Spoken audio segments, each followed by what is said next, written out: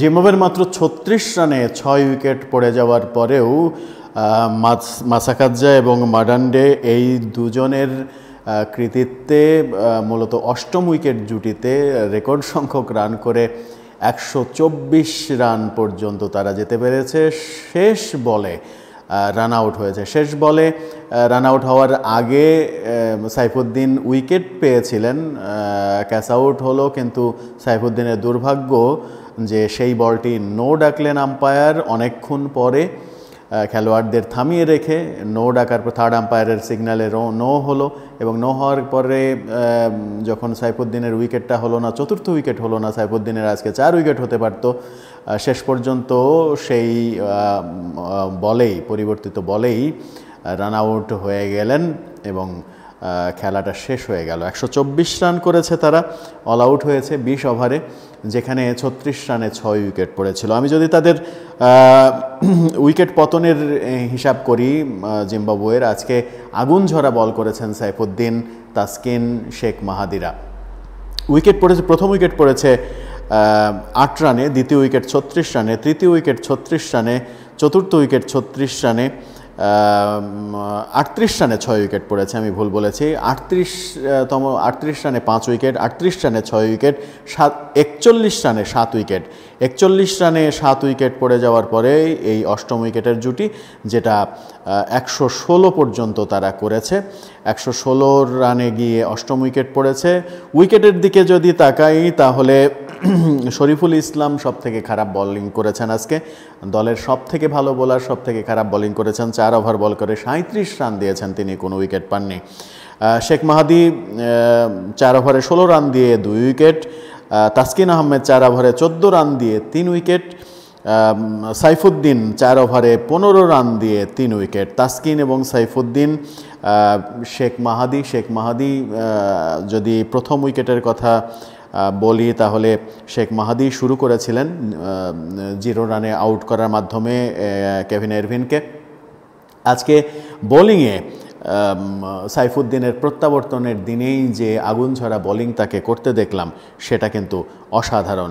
এই অসাধারণ বোলিংয়ের পরে ব্যাটিংয়ে গিয়ে লিটন দাস করেছেন হতাশ। বাংলাদেশের ব্যাটিং স্কোর কার্ডে লিটন দাস এবং তানজিদ তামিম ওপেনিংয়ে নেমেছিলেন, কিন্তু লিটন দাস মাত্র ১ রান করে ৩ বলে ১ রান করে যেভাবে আনাড়ির মতো আউট হয়েছেন। লিটন দাসকে অনেক দিন থেকেই দেখা যাচ্ছে তিনি প্রায় সব সময় আনাড়ির মতো আউট হয়েছেন। এই আউটটাকে মানে ইচ্ছাকৃত আউট বলা যাবে না, কিন্তু বলের লাইনে যেতে পারলেন না, অফ স্টিকের বাইরে বল পড়ে বল ভিতরে ঢুকলো, তিনি বলের লাইন একেবারে মিস করলেন। একেবারে মানে আমার মনে হয়েছে ব্যাট এবং বলের ফাঁকটা প্রায় ১ ফিটের মতো।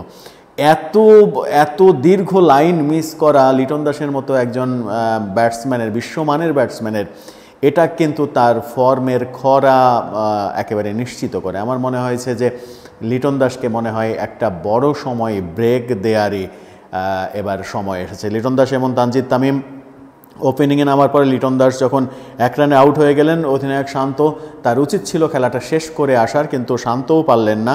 ২১ রানে তিনি আউট হয়ে গেলেন, ২৪ বল থেকে ২১ রান। কিন্তু তানজিদ তামিম ভুল করেননি বললে ভুল হবে। তানজিদ তামিম ৩ বার লাইভ পেয়েছেন, এক উইকেট কিপারই ২ বার লাইভ দিয়েছেন।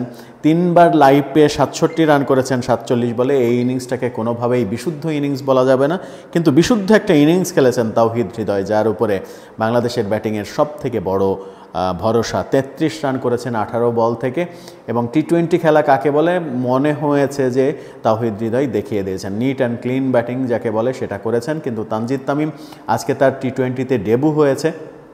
তানজিদ তামিম এবং তাওহিদ হৃদয় একই বিশ্বকাপ জয়ী দলের অধিনায়ক, অনূর্ধ্ব-19 বিশ্বকাপ জয়ী দলের দুজন খেলোয়াড়। এই দুজন খেলোয়াড় একই সাথে অনেকক্ষণ ব্যাট করতে দেখেছি, তাদের বন্ধুত্বও বেশ ভালো।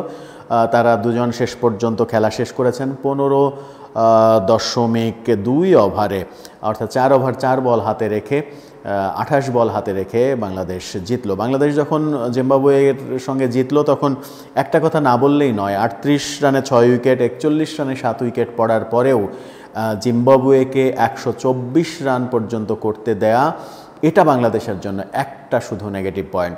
আমার মনে হয় যে খুবই সম্ভব ছিল তাদেরকে 50-60 রানের মধ্যে অল আউট করে দেওয়া, কিন্তু পরবর্তীতে বোলিং সেইভাবে আর হয়নি। বিশেষ করে শরীফুল যখন এদিন হতাশ করেছেন, রিশাদের বোলিংয়ের দিকে যদি আমরা চোখ মেলি তাহলে